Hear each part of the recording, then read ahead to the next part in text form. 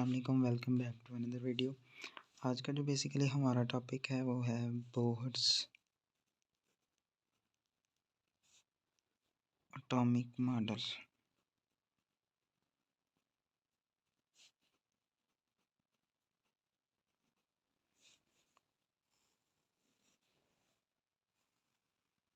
Bohr का जो basically atomic model है, इसमें हम क्या करते हैं, इसने कुछ हमें पोस्टुलेट दिए थे जिसके हिसाब से हमने इसके जो मॉडल है उसको स्टडी किया था। नील बोहर जो हमारा था, इसका पूरा नाम साइंटिस्ट का, इसने बेसिकली कुछ पोस्टुलेट दिए थे। हम डिटेल बाय डिटेल उनको डिस्कस करते हैं। सबसे पहला पोस्टुलेट हमारे पास था कि जो इलेक्ट्रॉन हमारे पास होते हैं वो रिवॉल्व करते हैं। इलेक्ट्रॉन जो होते हैं वो रिवॉल्व करते हैं अराउंड न्यूक्लियस, और जो न्यूक्लियस के इर्द गिर्द जो रिवॉल्व करते हैं वो हमारे पास सर्टेन ऑर्बिट्स के अंदर रिवॉल्व करते हैं।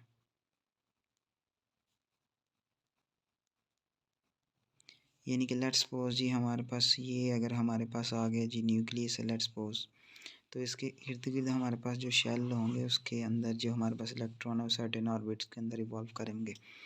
सेकंड पोस्टुलेट हमारा जो है वो ये है कि अगर हमारे पास इलेक्ट्रॉन उसी ऑर्बिट के अंदर मौजूद है, यानी कि आगे पीछे नहीं जा रहा, तो एनर्जी कोई भी हमारे पास लूज़ या गेन नहीं होगी,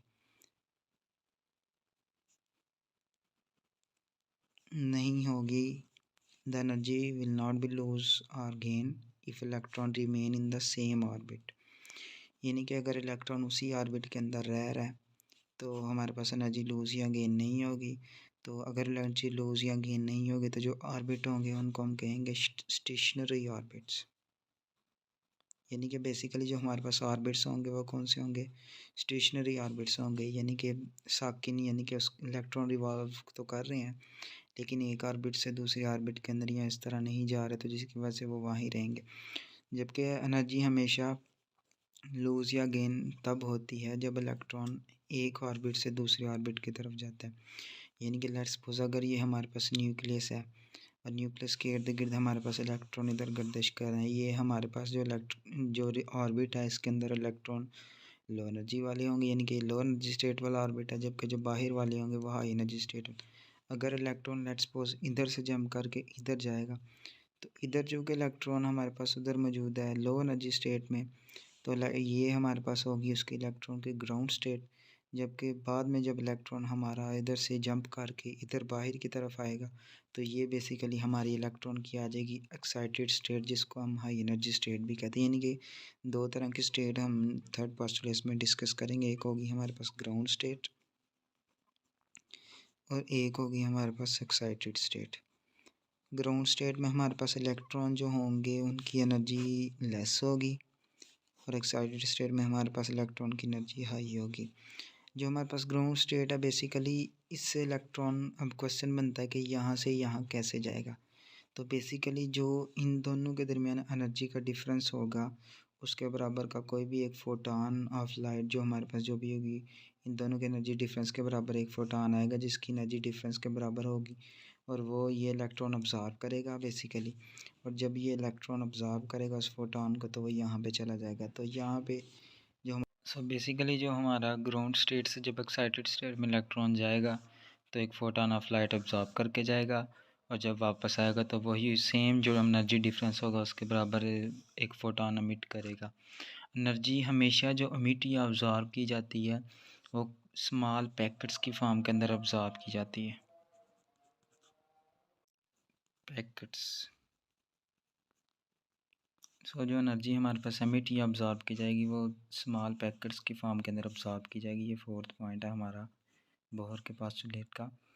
और वो जो स्मॉल पैकेट्स होंगे उनको बेसिकली हम जो कहेंगे उनका एक नया नाम इंट्रोड्यूस करवाया था जिसको हम कहते हैं फोटॉन भी कहते हैं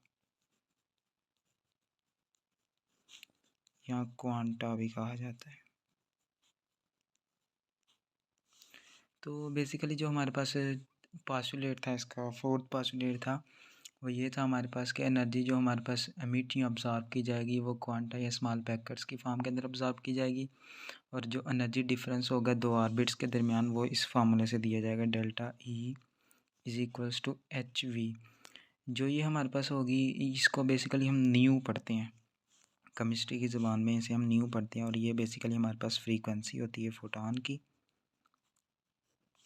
और ये एच जो हमारे पास है ये है हमारा प्लैंक्स कांस्टेंट, और ये डेल्टा ई जो हमारे पास है ये है एनर्जी डिफरेंस।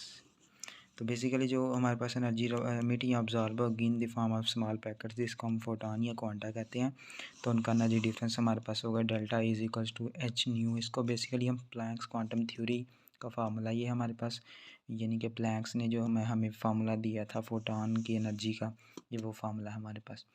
अब हमारे पास चूँकि एनर्जी ना ही लॉस्ट होती है, ठीक है, कॉन्टीन्यूसली। फिफ्थ पॉइंट है हमारे पास कि एनर्जी कॉन्टीन्यूसली लॉस नहीं हो रही।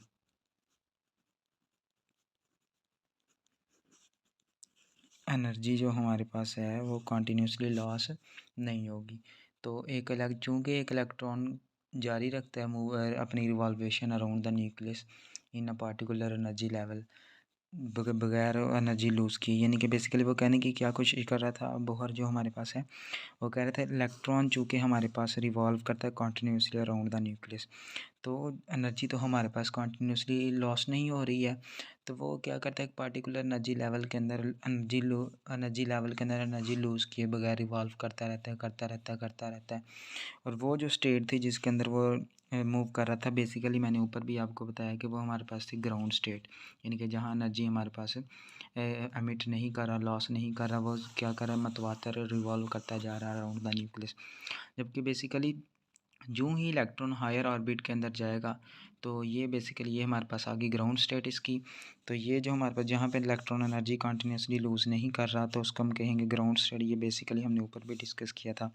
तो जबकि जहाँ पे जो हाई एनर्जी स्टेट है कि जहाँ पे वो फोटोन ऑब्जर्व करके जाएगा, उसको हम कहेंगे एक्साइटेड स्टेट। ये हमने ऊपर डिस्कस किया था, यानी कि ग्राउंड स्टेट और एक्साइटेड स्टेट दो स्टेट्स हमने ऊपर डिस्कस की थी, वही नहीं इसने इस मफरी जो हमारे पास पॉइंट था उसमें डिस्कस कर दिए। और इसने कहा था सिर्फ़ और सिर्फ वही ऑर्बिट्स हमारे पास परमिटेड होंगे जिनका एंगुलर मोमेंटम जो हमारे पास है वो इंटीग्रल मल्टीपल होगा h/2 का। n हमारे पास जो होंगे वो नंबर और ऑर्बिट होंगे हमारे पास। तो कह रहे जी इसका मतलब क्या हुआ, हमारे पास के जो पोजीशन ऑफ ऑर्बिट है वो क्वांटाइज है, यानी कि वो टुकड़ों में बटी हुई है। हमारे पास जो ऑर्बिट की पोजीशन है वो टुकड़ों में बटी हुई है, वो क्वांटाइज है। जो कि जब के इलेक्ट्रॉन मूव करेगा वो किस ऑर्बिट में मूव करेगा, ऐसे ऑर्बिट में मूव करेगा जैसे जिनकी होगी MVR, यानी कि जिनका मोमेंटम जो बेसिकली हमारे पास होगा वो होगा या फिर h/2 आ गया, या फिर 2h/2 आ गया। यानी कि बेसिकली ये क्या हो रहा है कि हमारे पास ऑर्बिट्स का नंबर इंक्रीज़ हो रहा है। ये आ गया 3h/2 and so on etcetera जो हमारे पास है ये इस तरह इंक्रीमेंट होता जाएगा। तो बेसिकली ये हमारे पास इलेक्ट्रॉन अलाउ नहीं किया जाएगा मूव करना ऐसे ऑर्बिट्स के अंदर जिनका एंगुलर मोमेंटम इनके दरमियान में होगी, इनके ये वैल्यू होनी चाहिए इंटीग्रल मल्टीपल इन चीज़ों का होना चाहिए। अब बेसिकली नेक्स्ट जो हमारे पास है वो था डिफरेंस, यानी कि जो हमारे पास डिफरेंस है किस किस के दरमियान डिफरेंस था। चूँकि ये जो हमारे पास हम पढ़ रहे थे बोहर के एटॉमिक मॉडल, यानी कि बोहर की जो एटॉमिक थ्योरी थी, बोहर का मॉडल ऑफ एटम था, तो उसका हमने डिफरेंस देखना है किसके साथ, रदरफोर्ड के एटॉमिक मॉडल के साथ।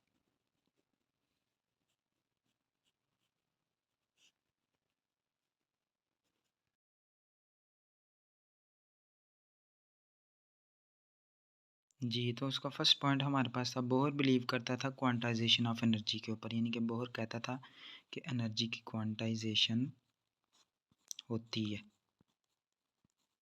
यानी कि एनर्जी टुकड़ों में बटी होती है हमारे पास। और उसके अलावा वो क्वांटाइजेशन दो चीज़ों की क्वांटाइजेशन पे बिलीव करता था, एक हमारे पास एनर्जी की क्वांटाइजेशन पे बिलीव करता था, और सेकंड जो हमारे पास था वो थी quantization of angular momentum.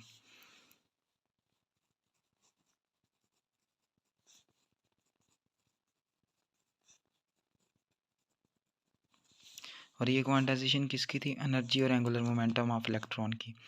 Quantization का मतलब कि ये है कि एक क्वांटिटी सिर्फ और सिर्फ डिसकॉन्टिन्यूसली वेरी करती है ताकि वो एक स्पेसिफिक वैल्यू ले सके। अगर हम क्वांटाइजेशन की डेफिनेशन करें, क्वांटिटी